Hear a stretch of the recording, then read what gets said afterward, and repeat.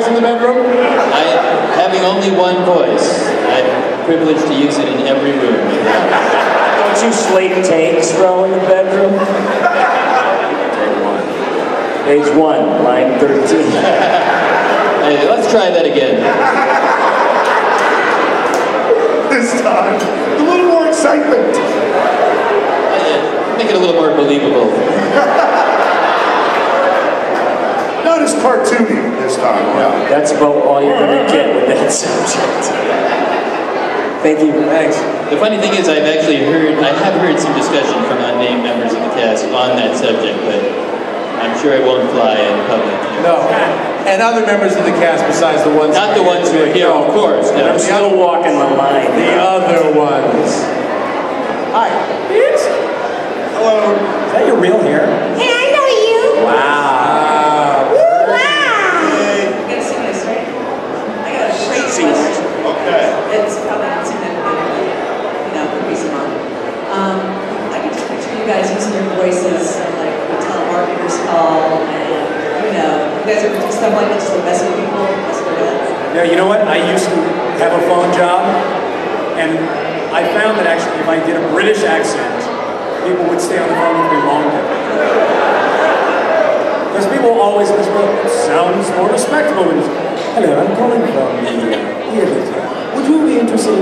But when a telemarketer calls me now, I feel obligated to be polite, having been on the other side. Yeah, I was a boiler room guy myself. I used to actually do John Cleese. Just, hello, I'm calling from the U.S. Pen Office. I'd do it like it was the Fast Talking sketch. But, yeah, I'm always polite to telemarketers myself. I tried, in making my reservation to come here, I was making an adjustment to my reservation. I actually was on the phone with the lady from American Airlines, and I said, by the way, any chance I could get bumped into business class for being the voice of American Airlines? Because I do all the American Airlines commercials. Wow, I didn't know that. And, yeah, that's me. We know where I'm from. You're American Airlines. That's me. So she goes, I go, no, really, I am. Listen to this. I do the tag. Listen. We know where you're from. Yeah, good, sir. Okay, so you want a middle seat against the bulkhead or in the middle of the plane?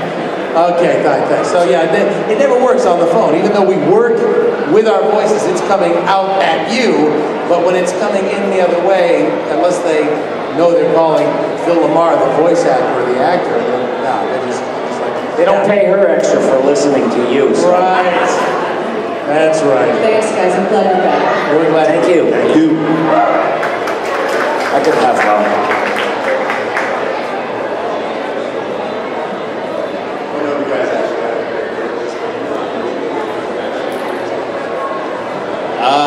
Actually, to make a little money, I have resin in my garage. I'm actually sculpting. I know something about that because the biggest market for the figurines is the writers of Futurama. We're all the biggest. I hear the Eric Kaplan is the hardest to get. No, we are always very excited about this. Like there's some out that came out recently from Kid Robot. If anybody's seen them, they're fabulous. These little like midget versions of the characters. They put out 12 of them.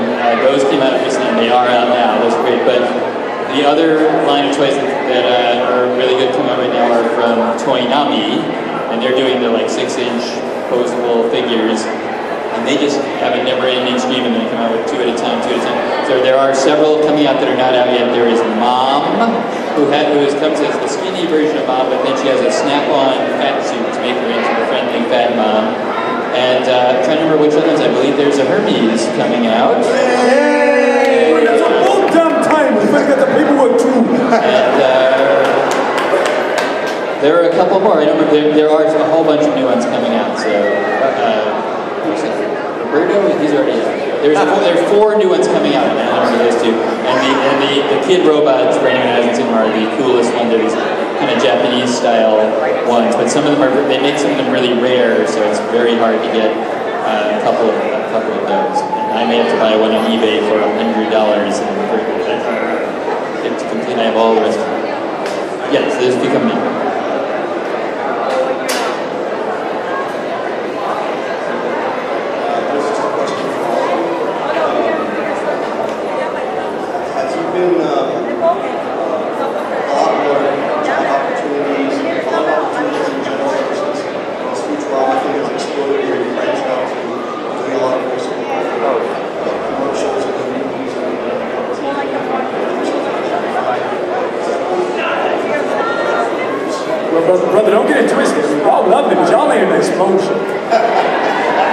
Y'all are niche. You've got a point, because another thing I was going to ask was, it seems like there's a lot of resistance to Futurama. When it first came out, what was that like? It's hard to compete against 60 Minutes and the end of the football games in Chicago. Well, 60 Minutes wasn't so much the problem when we were in Fox. The problem was that there were football games on Fox in the same time slot as Futurama. So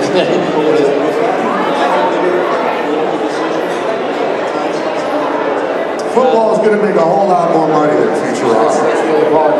That's a driving force. it could have gone either way, kind of year after year. We hung on there, but ultimately, the people at the network were not as big fans of the show as you are now. And I think it took, when it went into the reruns on Adult Swim and then stuff from Comedy Central, and the DVDs kept selling, the ratings turned out to be far better than they expected.